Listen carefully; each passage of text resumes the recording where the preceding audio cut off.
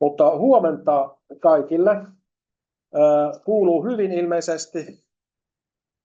Nimeni on Silver Ludwig ja Jamkista ja mä vastaan Jamkin puolesta tämä meidän osuuden koordinoinnista tässä Datatalouskasvattamon hankkeessa. Kuten tiedätte, tämä on 3. datapaja. Ehkä jotkut teistä, ehkä aika monikin itse asiassa saattoi olla mukana 1. ja 2.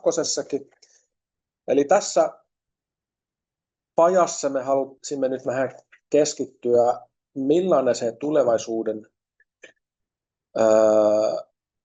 datasta liiketoimintaan maatalousyrittäjälle voisi olla. Eli halutaan mennä nyt edes semmoiseen teoreettiseen konkreettiin, että minkälaista se voisi olla. Eli mitkä ovat ne ensiaskeleet kohti datan hyödyntämistä tuottajaorganisaatioissa. Eli aloitetaan lyhyellä avauspuheenvuorolla, jossa Leni Forsberg puhuu lyhyesti, että ensimmäisestä ja toisesta pajasta, mistä tultiin ja missä ollaan nyt, ja johdattaa lyhyesti tuohon 3. pajaan. Ja ei tässä sen enempää. Mikko oli jo vähän esittänyt, että meille tulee se paneelikeskustelu ja sitten tehdään lyhyt biotauko ja pajaosuus 10:30 aloitetaan ja se kestää reilun tunnin. Eli siinä tulee semmoinen tiivis jakso. Mutta mä annan sana Lenille ja ole hyvä, Leni. Kiitoksia paljon ja tervetuloa minunkin puolesta tosissaan tähän datapajan 3. osaan. Eli kuten tuli selväksikin, niin minun nimi on Leni Forsberg ja toimin täällä Centrialla TKI-asiantuntijana ja tosiaan toimin nyt sitten tässä Datatalouskasvattamossa projektipäällikkönä. Vähän kerron, että mikä tämä Datatalouskasvattamo on, jos siellä on sellaisia, jotka ei ole aikaisemmin ollut mukana näissä pajoissa, niin tämähän on tosiaan hanke, mutta me ollaan tässä kyllä puhuttu jo hankeporukalla, että tämä on muuttanut jo vähän meille ehkä muotoa, että on puhuttu jo siitä systeemisen tason muutoksesta enemmän kuin hankkeesta, että toive on kuitenkin ja tavoite siinä, että asiat jää elämään myös hankkeen jälkeen. Mutta sitten hankkeena niin tämän toteutusaika on 19.6.24 ja nyt sitten toimitaan vielä tuonne 30.6.26 saakka. Ja meillä sitten mukana on meidän Centria ammattikorkeakoulun lisäksi tosissaan Jyväskylän ammattikorkeakoulu eli Jamkki ja sitten Keski-Pohjanmaan koulutusyhtymä eli KP-edu ja sitten Luonnonvarakeskus eli Luke, nämä nimet tässä. Ja lyhenteet vilahtelee kuitenkin tämänkin päivän aikana. Ja me tehdään tosissaan yhteistyötä tässä kansallisessa hankkeessa ja rahoitus on sitten Euroopan maaseuturahasto 23-27.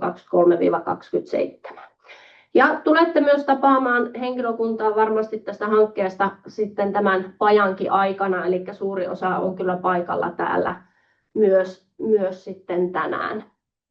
Ja Jamkki on tosiaan hyvin ottanut vetovastuun sitten tämän pajan vetämisestä. Tosiaan syyskuussa järjestettiin ensimmäinen datapaja ja siellä me keskusteltiin opiskelijoiden ja eri alan yritysten ja toimijoiden kanssa pienryhmissä siitä, että mitä uutta liiketoimintaa maatalouden datasta voisi syntyä. Ja siellä me oltiin nostettu muutamia apukysymyksiä mukaan näihin pienryhmiin. Esimerkiksi mikä maatalouden datassa kiinnostaa ja miten sitä voisi hyödyntää paremmin. Hyvin tämmöisiä yksinkertaisia kysymyksiä, jolla sitten saatiin moderaattoreiden vetämänä nämä pienryhmät ja keskustelut tosi hyvin eteenpäin. Ja näissä keskusteluissa nousi paljon ideoita ja ajatuksia. Ja ehkä se suurin tiivistetty ajatus siitä on se, että se potentiaali siitä datan hyödyntämisessä ei ole enää vain siinä keruussa, koska sitähän kerätään, vaan se, että miten sitä pystytään yhdistämään, omistajuusasiat ja sitten se helppokäyttöinen eteenpäin jalostaminen, että siitä saadaan myös sitten päätöksiä tehtyä sen avulla. Ja data on tällä hetkellä aika hajallaan, siitä keskusteltiin myös paljon, eli sitä löytyy laitevalmistajilta ja palveluiden tarjoajilta eri paikoista, mikä sitten vaikeuttaa myös tätä kehittymistä ja sitä datan käyttämistä. Mutta paljon myös sit ratkaisuja mietittiin siellä, ja esimerkiksi yhteensopivat data-avaruudet ja uudet sovellukset yleisesti, tekoäly, kaikki sellainen, mikä pystyy yhdistämään niin kuin vaikkapa muutamia eri datalähteitä, esimerkiksi säädataa ja logistiikkaa tai markkinadataa, niin näitä mietittiin paljon, että mitkä siinä olisi eri ratkaisuja. Mutta samalla sitten nousi esiin niitä uusia liiketoimintamahdollisuuksia työnjohdon osalta ja sen logistiikan ja analytiikan avulla, ja myös tuo drone-data nousi monessa pienryhmässä keskustelun aiheeksi sitten. Mutta se oli myös siinä hyvin keskiössä, että toivottiin sitä, että ne ratkaisut tuottaa tälle viljelijälle aidosti sitä aikaa ja rahaa säästäviä, luotettavia tuloksia, että päästään sitten kehittämään sitä omaa toimintaa. No sitten meillä oli toisessa pajassa myöskin oli paneelikeskustelu, mutta Lukelta Suomen Pasi sitten kertoi alustuksen siitä maatalouden data-avaruuden tilannekuvasta ja toimintatapojen ja rakenteiden muutoksesta. Ja tosissaan tämä paja oli marraskuussa, eli nämä on nyt muutaman kuukauden välein pidetty.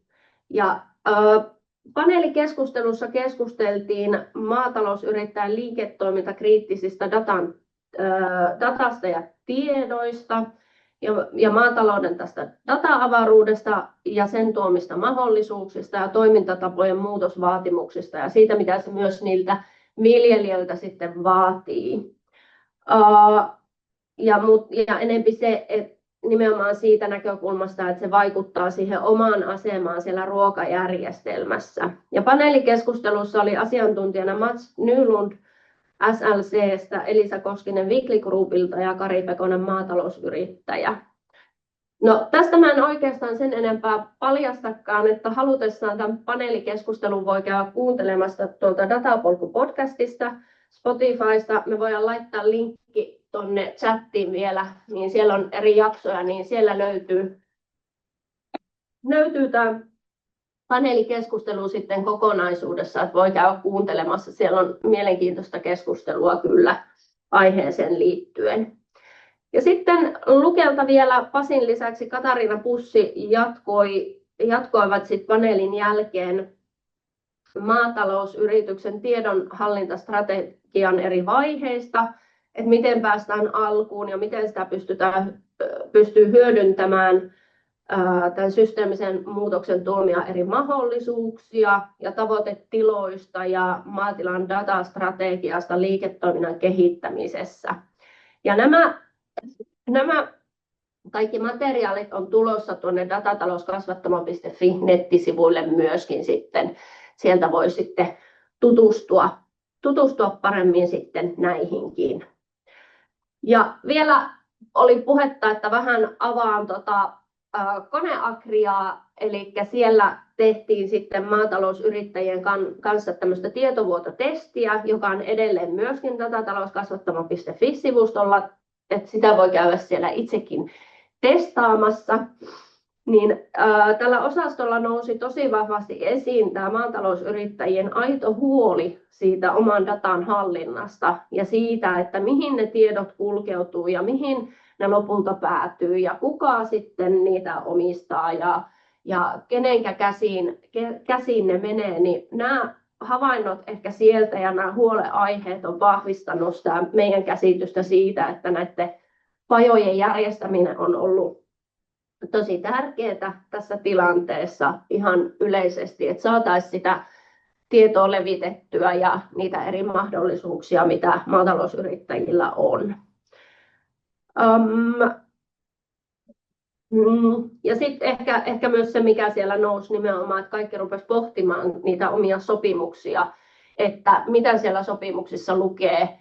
Ja paljon kehotettiin sitä, että kannattaa ne tarkistaa ja katsoa niiden sisällöt, että minne ne tiedot sitten sieltä päätyy ja herätä tavallaan siihen ajatukseen sitten paljon vahvemmin. Mutta mun puolesta tässä on ehkä semmoinen tiivistetty alustus. Paljonhan meillä on tässä tapahtunut yleisestikin hankkeessa, mutta mun puolesta tämä Datapaja 3 on nyt polkaistu käyntiin. Ja sitten mielellään, jos teillä on jotain toiveita ja vinkkejä ja halua tulla vielä Datapaja 4, niin meillä olisi varmasti tässä ennen kevätkautta mahdollisuutta semmoistakin miettiä, että jos on jotain aiheita tai kiinnostuksen alueita, niin pistäkää vaikka tuonne chatin puolelle sitten infoa sitten siitä, jos tulee jotakin mieleen. Mutta tämä paja, eikö olekin nyt niin, Mikko ja Gilbert, että tämä paja nauhoitetaan? Oliko teillä nauhoitus päällä? Joo, mutta varmaan nauhoitus on päällä, kyllä. Kyllä, joo, mutta varmaan sitten paneelin jälkeen stoppaatte sen, että jos tulee kysyttävää, niin saatte sitten vapaasti kysyä, niin ei tarvitse nauhoitusta miettiä. Kyllä breakout-roomeja ei nauhoiteta. Joo, kyllä. Mutta minun puolesta kiitos ja tervetuloa kaikille. Ja minä annan puheenvuoron sitten paneelin puheenjohtajalle Mikko Ahoselle. Kiitos ja katsotaan vielä. Kiitos paljon Leni. Se oli hyvä yhteenveto meidän aikaisemmasta askareista. Todellakin siellä messulla meille tuli useita maatalousyrittäjiä, maanviljelijöitä ja myös tämmöisiä maanviljelijäverkostoja kertomaan, että minkälaisia haasteita on, ja he olivat ihan oikeasti huolissaan, että minkälaisia sopimuksia he tekevät ja kuinka paljon heiltä pyydetään dataa ja mihin sitä dataa käytetään. Että meillä on sellainen olo, että me tehdään niin kuin ihan ajankohtaisia asioita tässä. Nyt jos sallitte, niin mä jaan vielä tuossa tämän esityksen kerran teille, Gilbertin esityksen. Katsotaan vähän tuota rakennetta vielä kerran. Noin. Eli nyt ajatuksena olisi, että me siirrytään paneeliin. Ja Gilbert, onko sulla ennen tuota paneelia lisäkommentoitavaa? Ei sen kummempi, eli mä tässä paneelin aikana teen ne breakout roomit, niitä startataan sitten heti paneelin jälkeen. Toki pidetään silloin semmoinen lyhyt biotauko, ja meidän pitäisi täälläkin sitten vähän jakaa vielä eri huoneisiin. Ei mulle tässä sen kummempi, että mun puolesta voitan aloittaa. Joo. Näkyykö muuten nyt? Joo, nyt he näkee tänne esitysruudun. Mä otan sen just pois ja nyt te varmaan te näette meidän kuvan täältä pieni hetki. Se ei mene tänne. Joo, eli nyt varmaan näkyy tämä meidän kuva tässä. Tosiaan Gilbert, Petri ja minä ollaan tässä ihan pöydän ääressä. Niin, mä voisin lähteä käynnistämään nyt tämän paneelin, ja meillähän on haastateltavana tosiaan Toni Haapakoski, joka on siellä linjoilla, maatalousyrittäjä, ja sitten on Suonentieto Oyn Teemu Autio, joka on myös siellä linjoilla. Hyvää huomenta herroille. Ja sitten meillä on täällä paikallinen suuruus, jamkkilainen, eli Petri Linna, niin tervetuloa kanssa. Kiitos. Ja mä lähtisin kysymään teiltä vähän niin kuin vuorotellen kysymyksiä. Ja se kupletin juoni on se, että mulla on muutamia semmoisia pääkysymyksiä ensiksi itse kullekin, mutta sitten sen jälkeen, kun on tämä yksi ihminen vastannut, niin sitten muut on tervetulleita kommentoimaan. Ja jos sopii, niin aloitellaan Toni susta ja yleensä sun liiketoiminnasta, sun karjatalous- ja maatalousaskaireista. Joo, se sopii. Mulla olisi semmoinen kysymys, että miten sä oot käytännössä hyödyntänyt dataa sun oman tilan johtamisessa ja myös, että minkälaisia vaikutuksia sä oot nähnyt tuotannon tehokkuuteen tai kannattavuuteen tällä datan hyödyntämisellä? Joo, sen verran taustoista tosiaan, että olen maa- ja metsätalousyrittäjä. Päätuotantosuunta on maidon tuotanto. Siellä on 2 lypsyrobottia tuottaa sitä maitoa ja dataa. Ja sitten tietysti metsätalous, oma osionsa ja 3. peltoviljely. Jos ajatellaan vähän historiaa taaksepäin, on vuodesta 2005 nyt itse toiminut yrittäjänä ja tila on 125 vuotta täytti tänä vuonna, niin onhan se valtava kehitysloikka ollut, miten tämä data on tullut tähän mukaan. Nyt ihan niin kuin käytännön esimerkkeinä, että ensinnäkin se lypsyrobottihan tuottaa niistä eläinyksilöistä niin sanotussa sisäpiirissä paljon sitä arkipäivän dataa, ja me pystytään niin kuin eläinten hyvinvointia, ruokintaa ja muuta toimintaa siinä kehittämään koko ajan. Sitten seuraava askel on tietysti meijeri, joka antaa feedbackinä sitten maidon laadusta monenlaista dataa, ja sitten on tietysti toinen on tämä teurastamopuoli. Sieltäkin saadaan niin kuin laadullista ja määrällistä dataa ja tietysti myöskin kehittämisesityksiä, muun muassa ruokintaa. Metsäpuolella metsänhoitoyhdistys, niin sinnehän on luovutettu metsädata, ja se on kyllä tänä päivänä hyvin helppoa ja nopeaa, jos vaan nettiyhteydet toimii, niin kännykällä voit katsoa jonkun metsälohkon tilannetietoja ja tehdä siinä jo vaikka valmiiksi suunnitelmaa ja ennen kaikkea se feedbackin eli tiedon palautumisen nopeus, että siitä hyvin äkkiä saman vuorokauden sisällä saadaan esimerkiksi maidon laadusta tietoa takaisin sinne tuotantoon ja pystytään tekemään niitä korjausliikkeitä. Olkoon se nyt ihan mikä tahansa maidon laadullinen muutos, niin se nopeus on valttia tänä päivänä. Jos mietitään vaikka 20 vuotta taaksepäin, niin elettiin kirjepostiaikaa ja saattoi mennä muutama vuorokausi ennen kuin se tieto saavutti. Ei ollut mitään tekstiviestejä eikä mitään siihen aikaan. Että se on niin kuin minun omassa tuotannossa ja ajatuksissa niin kuin se paras puoli, että nopea reagointi. Eli tämä viimeisin esimerkki oli kyllä hyvin kuvaava, että kuinka myös tämä sykli on nopeutunut tässä, palautesykli. Tietysti voi ajatella, että hyvässä ja pahassa, mutta sinänsä, että jos ongelma huomataan, niin siihen ehkä pystytään reagoimaan aika nopeasti.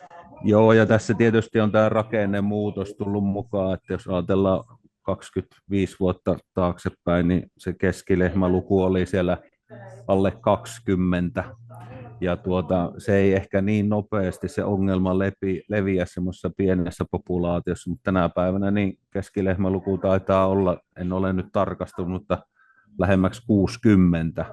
Että jos siellä on yksi sairastunut yksilö joukossa, niin se levittää sitten pöpöjä hyvin nopeasti sitten tässä isossa karjassa. Että tämäkin on niin kuin semmoinen rakenteellinen muutos aikamoinen. Kyllä. Nyt mä kysyisin sitten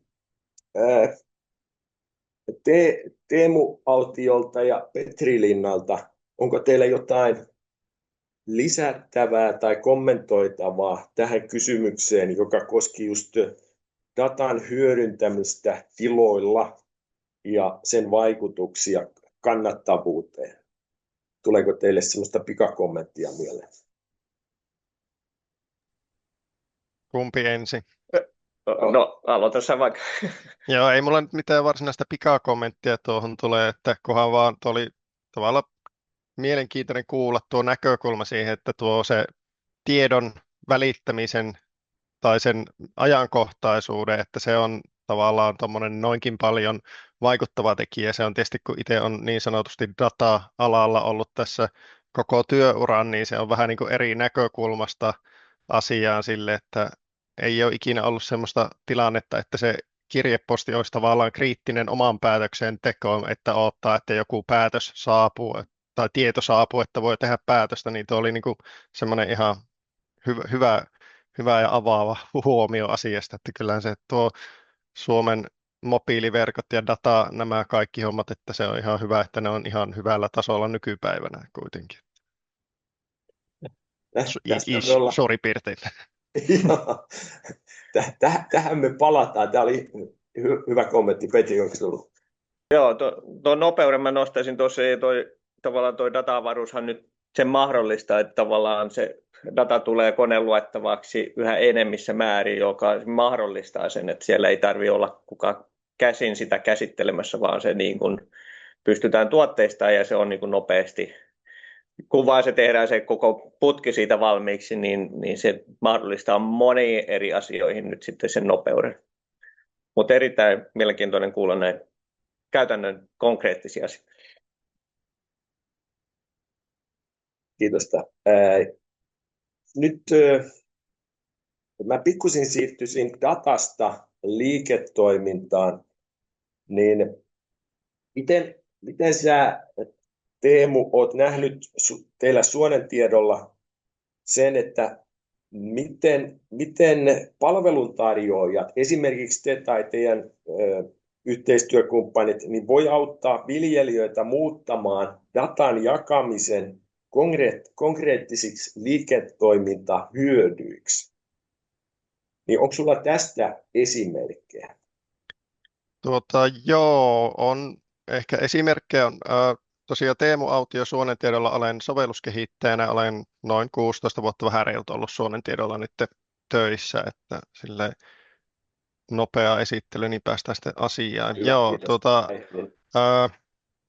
toki se on tavallaan Suonentieto ohjelmistotalona, tavallaan kun me tehdään vain tuotteita viljelijöille ja suunnittelijoille, jos nyt viljelysuunnittelusta puhutaan, toki meillä on talouspuolet, mutta sitten se, että varsinaisestihan meille ei näy niin sanotusti se, että onko joku asia, mitä me tehdään, niin onko se parantanut kannattavuutta tai niin, että onko se liiketoiminta hyödyksi ollut viljelijälle, niin sitten esim. Se on vähän semmoinen, että sitten sen mukaan mitä palautetta tietysti tulee, että joku asia on tehostanut työn tekemistä, mun mielestä se on, että nopein ehkä mittari, että jos joku asia pystytään tehdä nopeammin tai helpommin, niin se yleensä myöskin mahdollistaa sitä, että sitä jäävää aikaa voi käyttää johonkin muuhun rakentavaan myöskin. Mutta joo, siis muutamia esimerkkejä noista. Esim. On tuo perustavaa laatua mielestäni, mikä on, niin on tämä VIPU-yhteys Ruokavirastolle, eli pystytään viljelijä tai suunnittelija pystyy tekemään tuon tukihakemuksen sähköisenä esitäytön sinne VIPU-palveluun ja sitten saadaan myös sieltä se ajantasainen tieto takaisin, eli peruslohkot, kasvulohkot, kasvit, tämmöinen nyt niin kuin yksinkertaisuudessaan, niin tuokin on jo aika paljon tavallaan helpottaa sitä tilannetta, että jos mietitään, että meillä ei ole sitä peltotietoa mistään saatavilla, niin esimerkiksi jos suunnittelija aloittaisi tekemään yhteistyötä viljelijän kanssa, niin olisi aikamoinen työ sillä suunnittelijalla kirjata ne kaikki perustiedot ohjelmaan, jos vaikka puhutaan, että on joku 100 lohkoa esimerkiksi tämmöinen, että se sanotaanko semmoisella 10 lohkoakin on, kyllä siinäkin joku tovi menee, kun ne tiedot näpyttelee, että tuo on niin kuin mun mielestä aika semmoinen,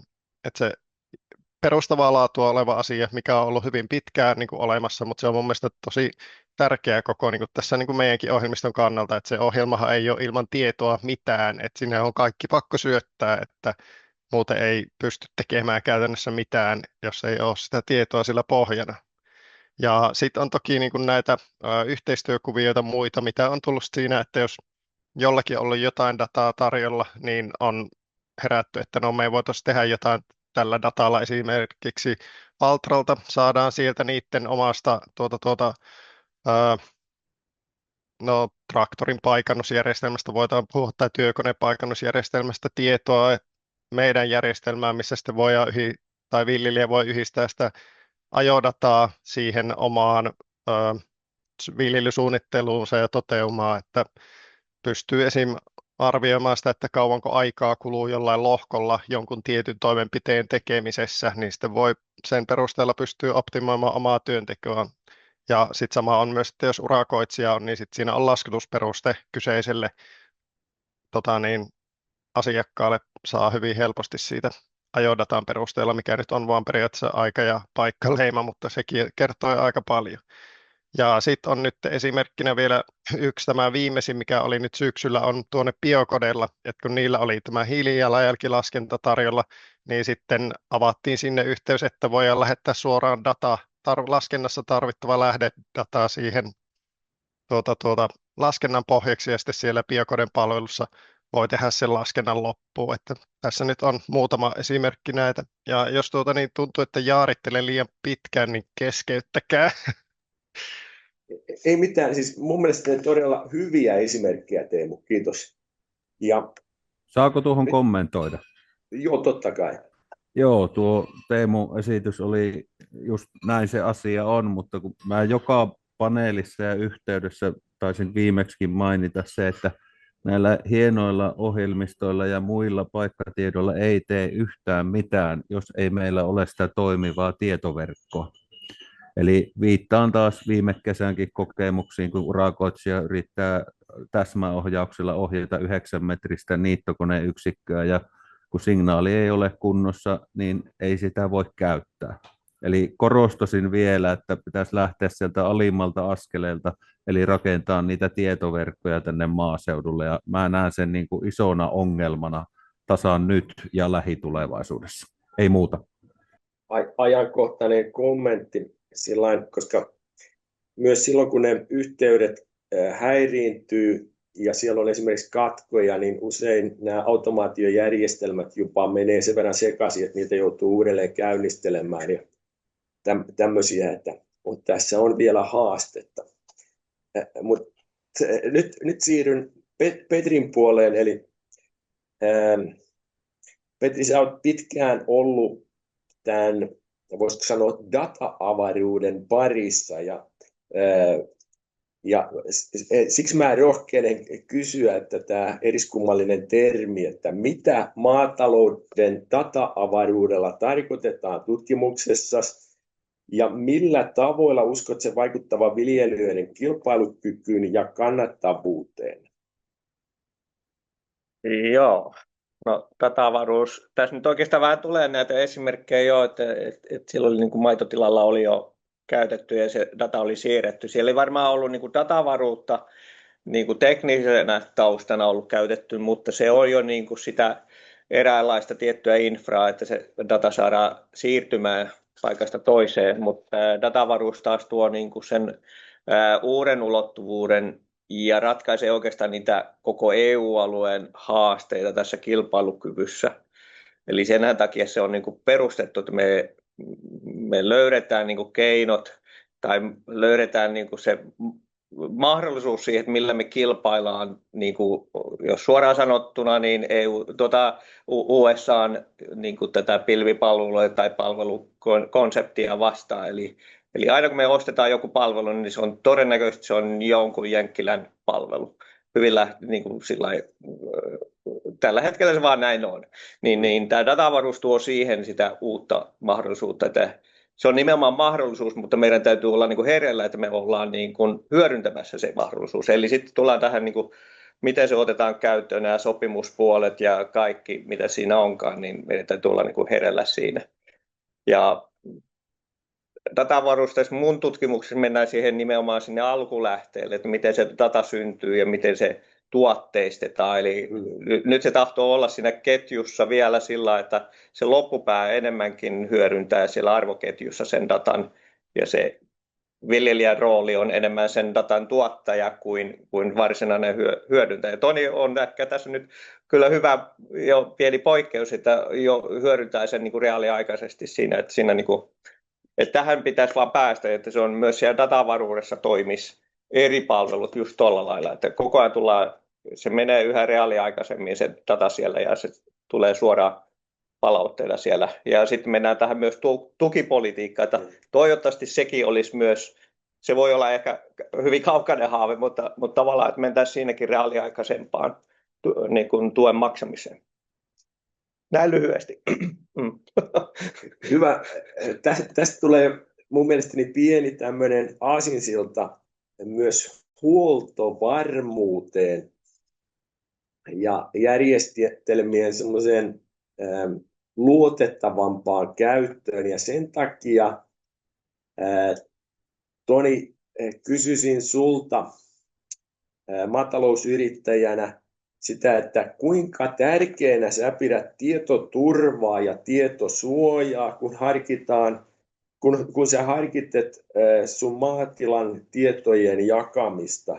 Ja onko nyt viime aikoina ollut jotain tiettyjä huolia tai asioita, jotka on mietityttänyt tähän tietoturvaan ja tietosuojaan liittyen? Joo, kyllä mä niin kuin kaikessa tiedon jakamisessa mietin hyvin tarkkaan, että mitä tietoja annetaan tietysti tässä tapauksessa yhteistyökumppaneille, meijerille ja teurastamoille, metsänhoitoyhdistyksille, kenties kirjanpitäjälle.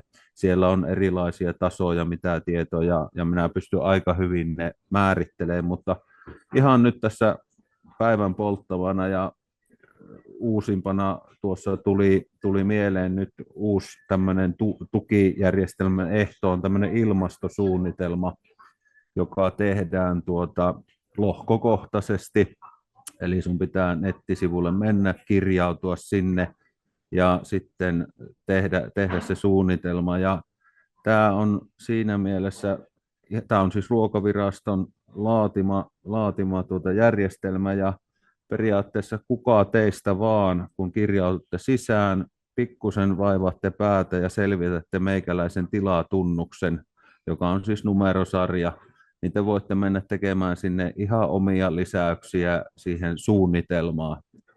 Ja tästä jopa neuvontaorganisaatio on esittänyt huolensa, ja ainakin nyt alustavien tietojen perusteella siitä tekijästä, jos vaikka nyt Gilbert lähtee sitä minun ilmastosuunnitelmaa tekemään ja haluaa vähän kiusata minua, niin siitä ei jää mitään jälkeä siihen järjestelmään. Että mä pidän tätä tosi vakavana ongelmana, uhkana, ja kuitenkin tämän tason tämmöinen niin kuin tukiehtoinen niin kuin tehtävä, mikä meidän viljelijöiden pitää tehdä. En tiedä, onko tässä yritetty sitten vetää mutkat suoriksi, näin suomalaisittain sanottuna, että yksinkertainen järjestelmä, mutta tämmöisiä aina välillä putkahtaa, että tuolla netissä kun seikkailee, niin se aika monen tilan tämmöisiä tunnustietoja näkyy eri yhteyksissä, ja sä voit ne sieltä kerätä ja sitten mennä tämmöisiin järjestelmiin, jossa oikeastaan se ainoa tunnistettava asia on tämä tilatunnus esimerkiksi. Että olkoon toinen vaikka peltolohkot.fi, erittäin hyödyllinen tämmöinen karttaohjelmajärjestelmä tai sovellus, niin kunhan vaan tiedät tilan tunnuksen, niin sä voit katsoa, mitä lohkoja sillä tilalla on hallinnassa. Ja minusta tämä on niinku tämä on kuitenkin kilpailua, niin en minä halua, että muut tietää, että mitä peltoja ja lohkoja minulla on käytettävissä.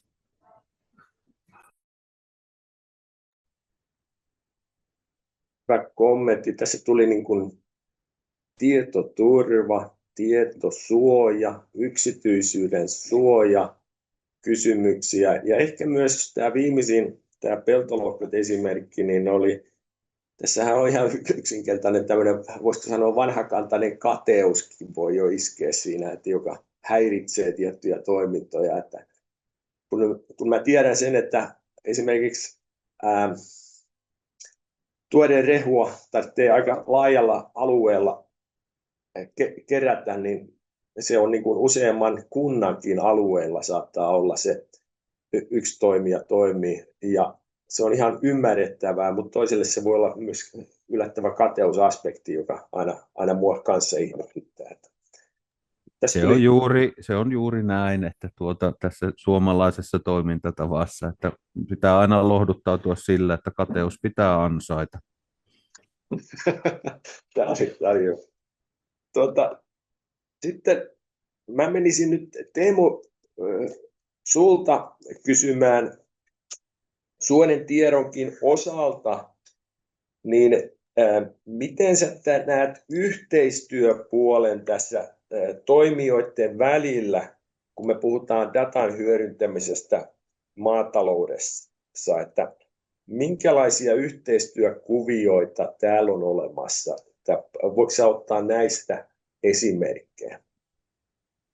No, tuossa jo aikaisemmin listasin noita muutamia esimerkkejä, mitkä on just tommosia, että esim. Tuo, mikä on Valtran kanssa ja sitten mikä on Biocoden kanssa, että sitten on tavallaan, kun on semmoisia synergiaetuja niin sanotusti havaittu jonkun toimijoiden tai toimijan kanssa, niin sitten sitä niin lähdetään yleensä viemään sitä yhteistyötä ja tiedon välitystä tai vaihtoa niin eteenpäin siinä asiassa, että toki niin kuin yleensähän siinä on aina suonitiedollakin niin kuin mietitään sitä, että se on, mikä se on se etu sille käyttäjälle siinä, ja toki sitten se, että mitä se maksaa sille käyttäjälle, että se kun mikään ei ole niin sanotusti ilmasta, mutta se, että kuitenkin se jonkinlainen, mikä on hyöty, mikä on sitten siitä hyödystä maksettava maksu, niin se on aina vähän semmoinen, että niitä on arvioitava, että hyvin paljon sanotaanko, että enemmänkin olisi yhteistyömahdollisuuksia, mihinkä pystyy tarttumaan, että kaikki ei ole aina silleen niin kuin jalkautettavissa loppuun asti, vaikka olisi ihan hyviä teknologisia ratkaisuja esimerkiksi olemassa. Mutta sitten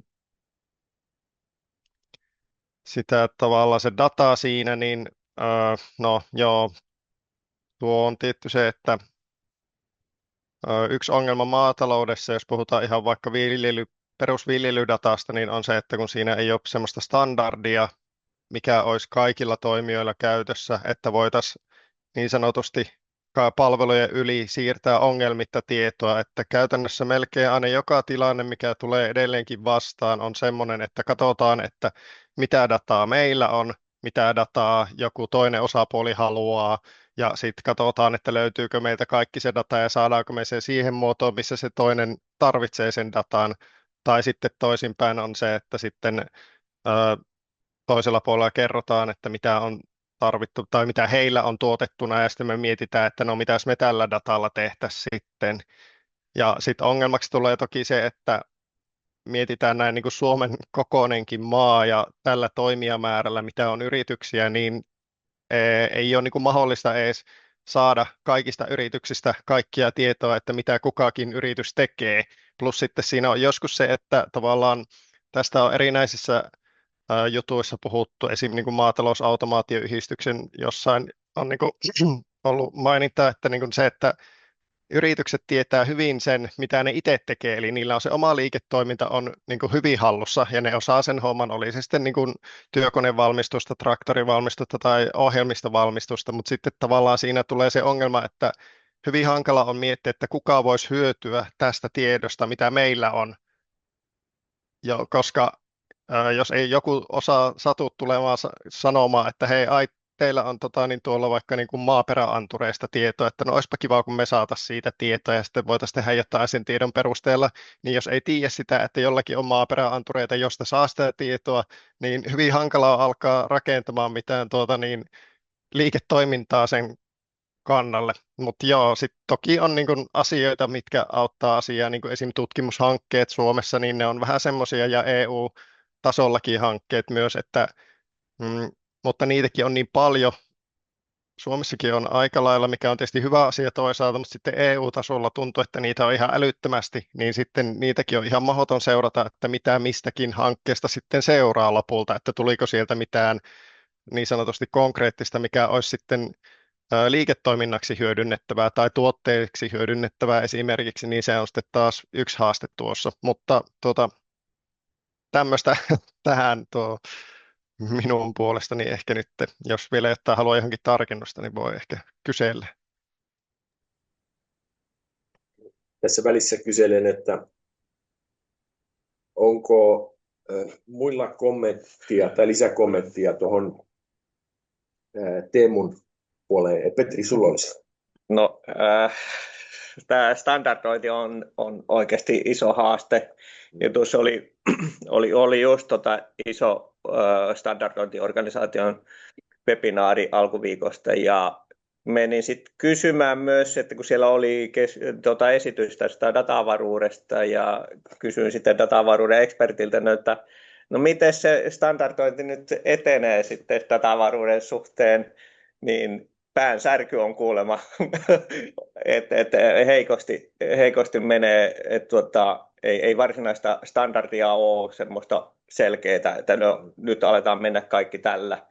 Et se metapuoli tavallaan sille on niin kuin se selkeä, että kun ruvetaan katalogiin, mitä tavallaan teemmekin tuossa jo vähän takaa jo, että miten saataisiin niin kuin ehkä sitä dataa näkyviin, niin sitten mennään siihen metapuoleen, että okei, meillä voisi alkaa muodostua tällaisia katalogeja, että mulla olisi tällaista tietoa, mutta ruvetaanko niitä sitten neuvottelemaan sitten varsinaisesta datasta, mutta datalle ei tahdo oikein löytyä. Onhan siellä Inspireä ja sun muita tällaisia tiettyjä, mutta sellaista kaiken kattavaa joka datalle, ja jos viime palavereissa on ollut puhetta, tai näissä webinaareissa on ollut puhetta droonidatasta ja IoT on hyvä, niin ollaan aika mielenkiintoisten asioiden äärellä.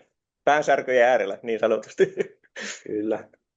Ja tässä varmaan tarvitsee lisätä se, että meillähän datatalouskasvattamossakin on yhteistyötoimia. On Data Space Europe firma ja heillä on tämä Triton, tämä datan välityspalvelu, niin siellä keskustellaan paljon kanssa näistä standardointikysymyksistä ja siellä on paljon rakentamista ja tekemistä. Nyt, niin, pakko kommentoida, Triton ei ota kantaa standardiin, että se on tiedon välityspalvelu, se on kyllä vastaanottajia ja niiden asia. Mutta ehkä voisiko sanoa metadata-kysymyksistä voidaan keskustella. Joo. No, tämä vähän jatkumo, Petri, tälle, että mitä neuvoja sä antaisit maatalousyrittäjille, sellaisille maatalousyrittäjille, jotka pohtii datan hyödyntämistä liiketoiminnassa? No, tässä nyt on ollut jo eräistä työpajaa siitä, että miten se datastrategia tapahtuu, niin mun mielestä siinä tulee niin kuin ne ensimmäiset stepit. Tietää, mitä siellä tilalla tuotetaan ja mikä on sopimusten tilanne. Ja lähtee siitä nyt sitten testaamaan, että no tänään testataan vaikka nyt maaperänäytedatalla, että voiko siitä tehdä jonkun datatuotteen. Se kannattaa ehkä miettiä niin kuin laajasti, että okei, mitäs mulla voisi olla, onko se sieltä maitopuolelta tai jostain, mutta lähtee vähän pohtimaan, että mikä olisi semmoinen data, mistä voisi saada niin kuin tilalle ensinnäkin enemmän hyötyä, mutta sitten se toinen steppi, että voiko mä tarjota sen jollekin ryhmälle, tai voiko mä lähteä sitä myymään ihan ulospäin, tai sitten toinen suunta on, että lähdenkö mä niin kuin avaamaan sen täysin avoimeksi. Se avoimuus on ihan vähän ehkä jo ääripää, mutta tavallaan tämä, niin kuin, esimerkiksi ne on tämä tukiasemaverkosto, ja niitähän RTK-tukiasemia on niin kuin tuotettu nyt tässä viimeisen 2-3 vuoden aikana aika paljon Suomeen, mikä on avoimia. Että tavallaan se tila tuottaa sen datan, ja se on avointa. Mutta se on niin kuin toinen suunta. Mutta kumminkin, data on monenlaista. Tarkena vielä, kaikki ei tiedä tätä RTK-verkostoa. Se on ymmärtääkseni niin kuin paikannuksen tarkentamista. Niin, joo, tarkkuuskepsi, joo, kyllä. Saako tuohon vielä jatkaa? Joo, Toni, kiitos. Joo, eli pikkusen aasinsiltaa, mutta että mihinkä dataa käytetään nykypäivän maatilalla, niin mulla ainakin on tullut sellainen tunne, että joutuu käyttämään siihen tähän tuottamisen oikeuttamiseen kuluttajille tietoa, niin kun tämä todistaa sitä, että se on turvallista, se on laadukasta, mutta hemmetti kun ei siitä makseta. siitä datasta. Kuluttajat ei ole, Erittäin hyvä kommentti. ne haluaa kyllä sen datan katsoa jo niin kuin isossa kuvassa ja suomen kielellä, että näin se asia on. Viittaan vaan siihen niin kuin tiedon voimaan silloin 2008, kun rakennettiin tuo pihattonavetta, siirryttiin siis vanhanaikaista parsinavetasta pihatto-olosuhteisiin ja ennen kaikkea robottilypsyyn, ja siellä alkoi kylillä lähteä juorut liikkeelle, että nyt tämä meidän tila pilaa koko tämän maitoautokuorman, kun siellä robotti lypsää eläimiä eikä ihminen. Ja siinä jo meijerikin otti vähän kantaa, että pitääkö katkaista huhuilta siivet, ja mä nyt sanon, että katsotaan nyt, miten tämä homma menee. No, asia ratkesi sillä hyvin, että saatiin juuri sinä hetkenä tämmöinen 10-vuotis laatupalkinto meijeriltä, että asia oli sitten loppuun käsitelty. Mutta siis tämä niin kuin esimerkkinä, että datalla on voimakas vaikutus ja valta kuluttajiin. Olipa hurja esimerkki, mutta hyvin ajankohtainen. Joo, tässä tullaan nyt tähän, mitä EU:ssa on nyt hierottu tätä isoa kauppasopimusta. Onko se nyt Brasilia vai mikä se menee? Niin, että sieltähän on pelko, että sieltä alkaa tulla ties mitä. Mutta meillä olisi niin kuin etuna kilpailla sillä laadulla. Mutta en mä tiedä, miten me se vaan tehtäisiin, että sit oikeasti maksettaisiin siitä laadusta. Ja varsinkin viljapuolella mehän tuotetaan jostain syystä koko ajan bulkkia, vaikka me voitaisiin niin kuin sanoa, että meillähän olisi niin kuin laadukasta viljaa. Mutta silti me halutaan myydä se ja kilpailla sillä halvimmalla viljalla. Et me ollaan niin kuin väärässä päässä siinä. Se, että meillä olisi ehkä niin kuin välineet tuoda esiin se laatu, kun vaan joku maksaisi siitä. Mutta joo, lyhyesti ne.